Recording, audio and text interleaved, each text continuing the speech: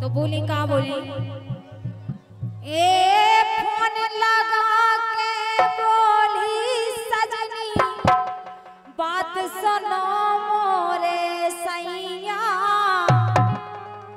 Phone लगा के बोली सजनी बात सुनो मोरे सैया।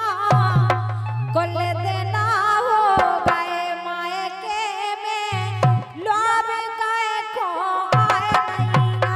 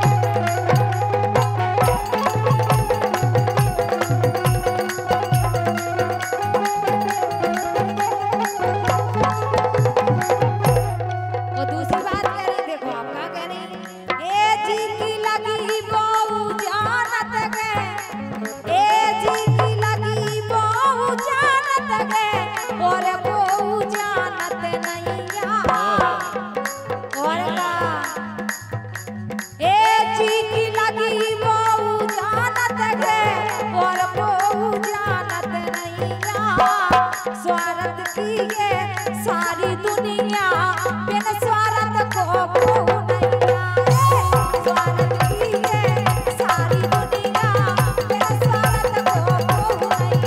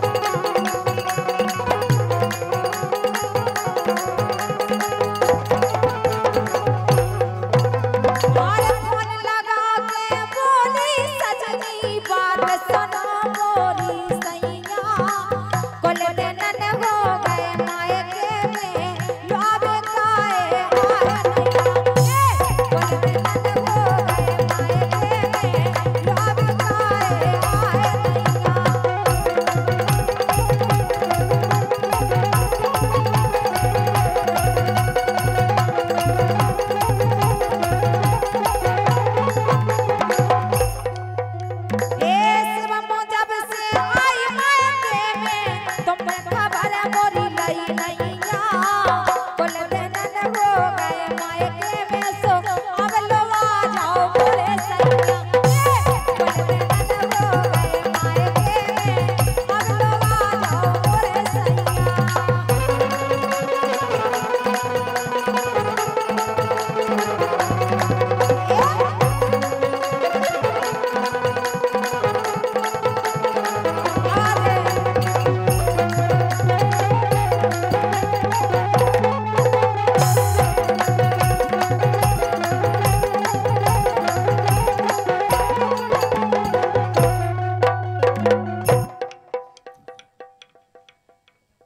और मैं तो बैगन बेचने आई रे रामदेवी बान पर भाई।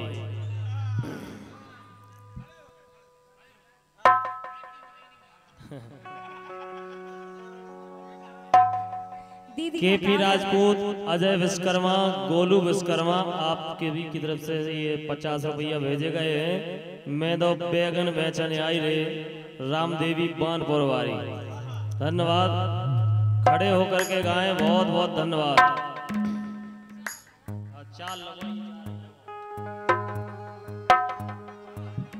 तो बोली का बोली ए फोन लगा के बोली सजनी बात सुनो मोरे सैया।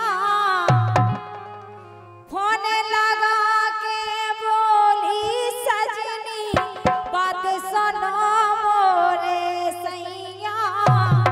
कुल देना हो गए मायके में लोभ गए खो आए नैया।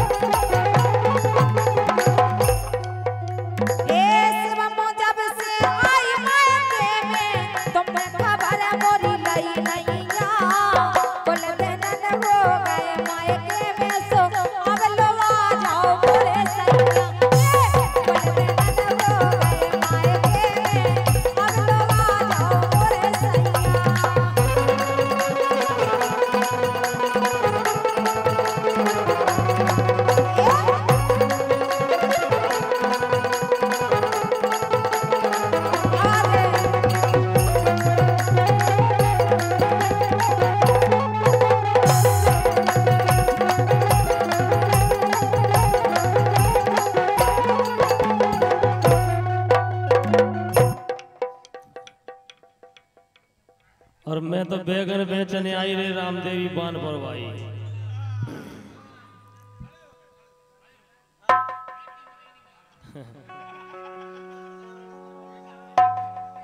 केपी राजपूत, अजय विश्वकर्मा, गोलू विश्वकर्मा आपके भी की तरफ से ये 50 रुपया भेजे गए हैं।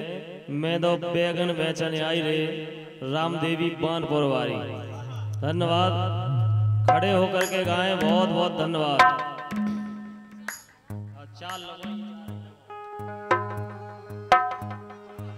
नारी आई हैं प्रियंका और मुस्कान।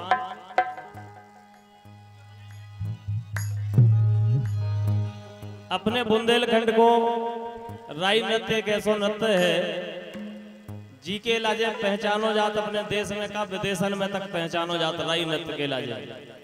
और आज हमारी बधाई करके आई हैं प्रियंका और मुस्कान।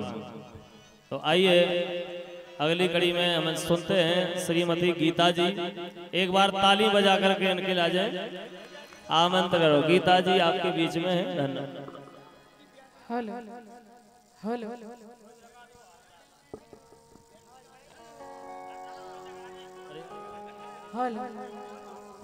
Hello hello. तो आप लोगों ने सुने रामदेवी बहुत अच्छा गा रही थी जी, और बहुत अच्छी गायिका है अपने बुंदेलखंड की जी। बहुत अच्छा गाती है, बहुत अच्छा स्वभाव है इनको। चलत है आप सभी की सेवा में, हम और आप जी के लाने खट्टे भय है। आइए चलते हैं। एक बार आप सभी जने उन लड़का के लाने आशीर्वाद के रूप में तालियां बजा दे में आप सभी जने।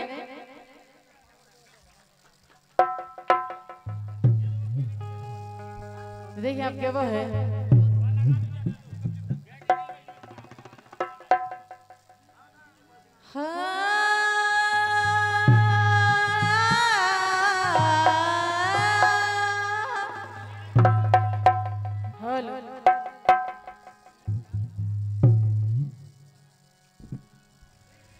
कि सीता परी देखो सोर,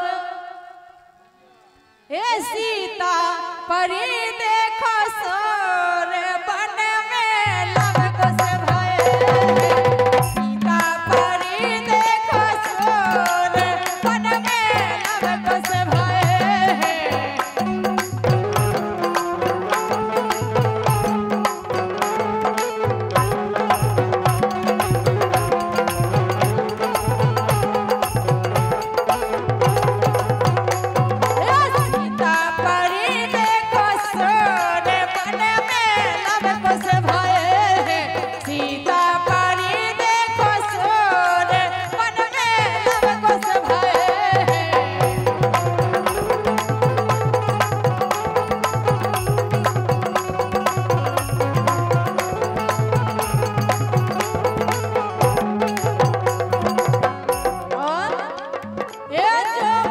सीता